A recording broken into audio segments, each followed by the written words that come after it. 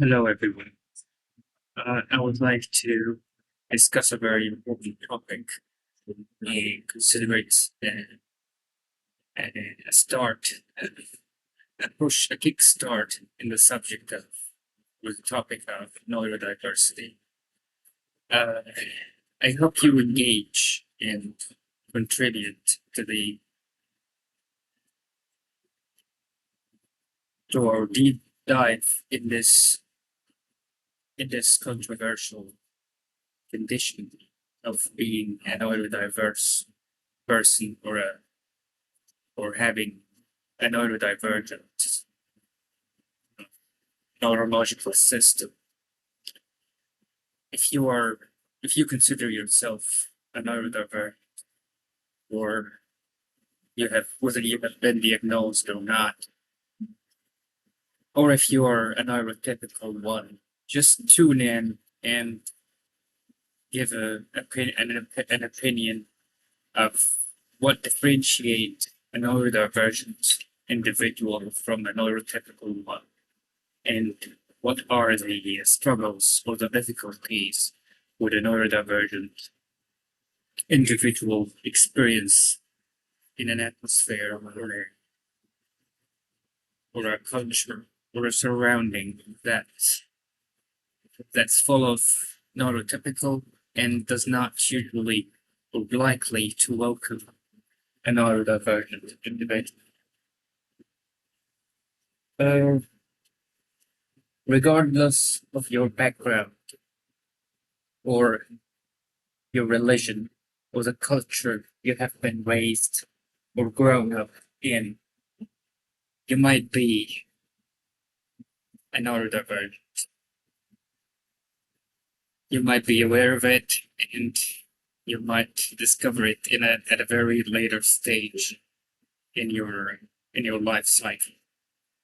And regardless of what you've been through until you have discovered or you're not sure, it's very important to be aware when you realize that you are a different individual and somehow unable to embrace being different in that regard, and you're ashamed or fear being different would result you being polarized or distanced from the from what's common or what's usual. And it's very important to realize that this difference is a gift. Is that what distinguishes you from the vast majority? And you have to embrace that difference.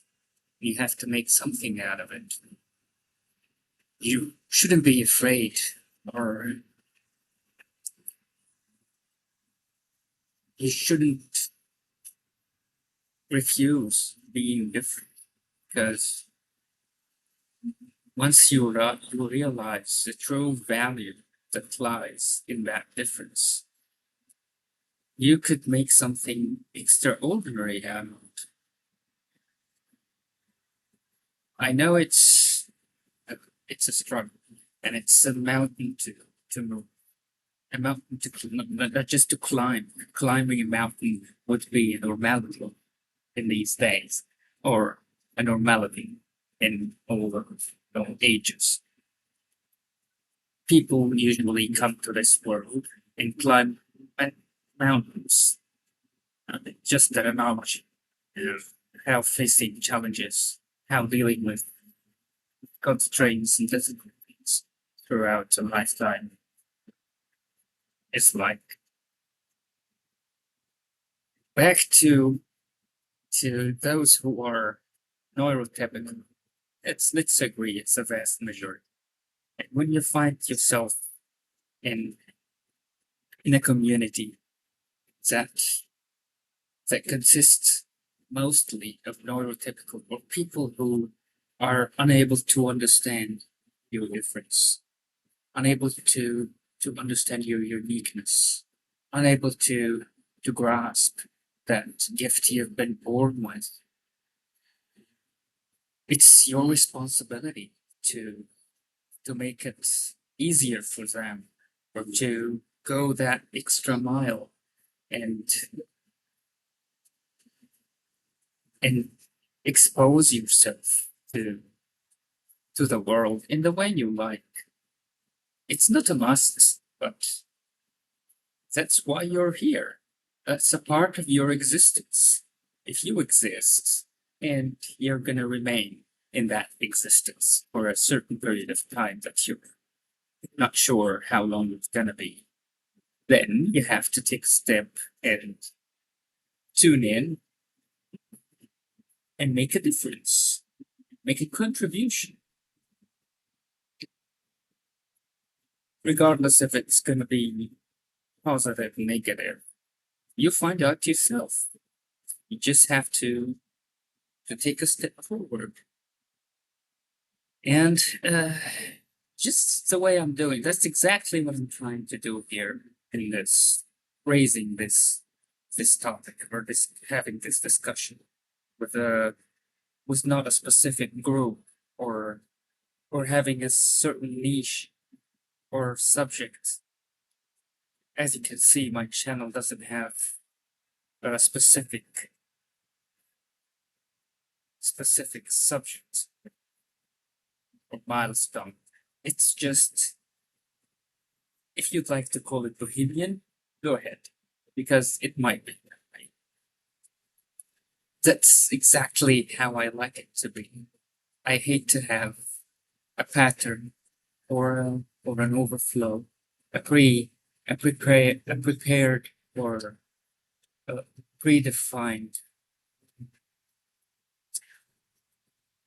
direction of what that contribution is going to be, even if it's a simple thing such as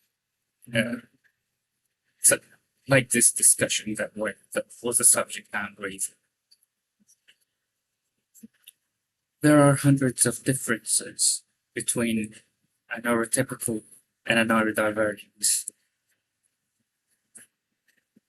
Let's have a closer look on a neurodivergent individual. If someone is in a room who is a neurodivergent, would you realize him? Have you ever encountered someone before? Have you ever been in a group of people where you realized that someone is acting a bit different? It's still acceptable, but it's quite different from the people around. Have you ever wondered, when you get in a discussion with an individual, that you're just flipping away, your mind flips away from the conversation, and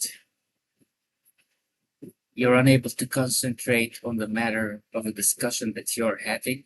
Your mind goes around, like going in circles. This individual is likely to be a neurodivergent.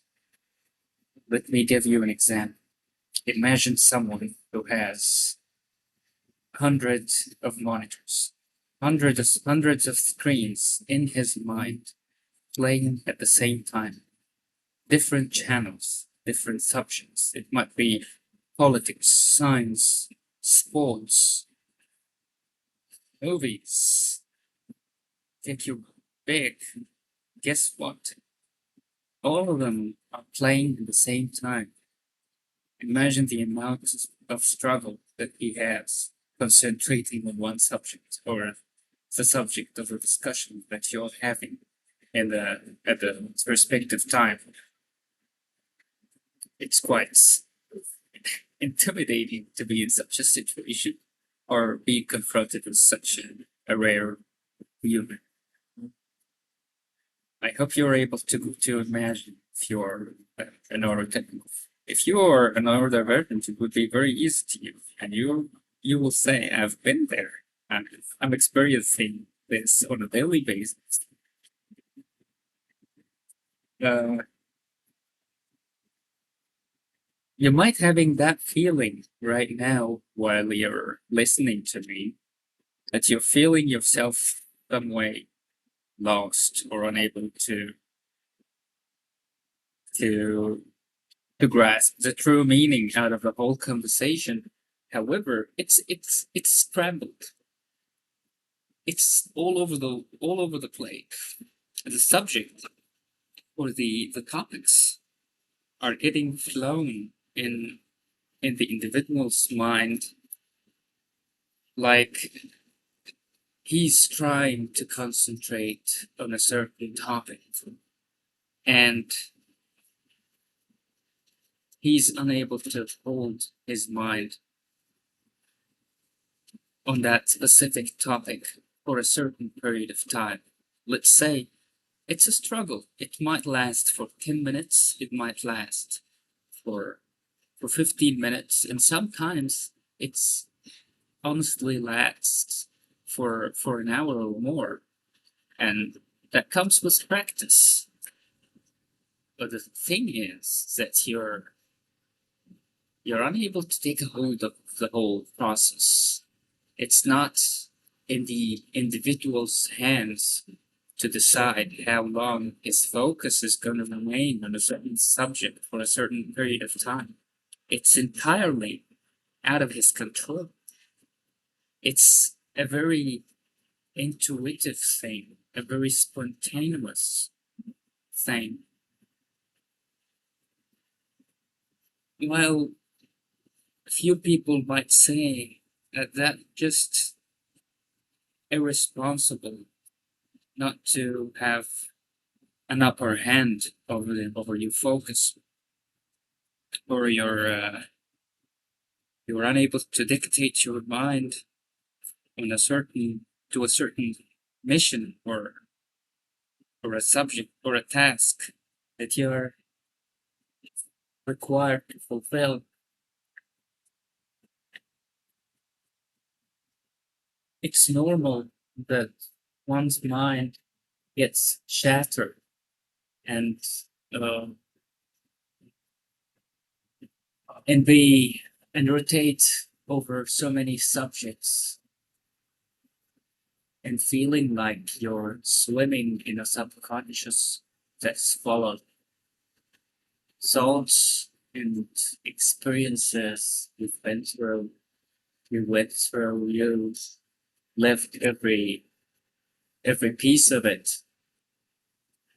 You're capturing hundreds of feelings and emotions out of those experiences you've been through. I would like to appeal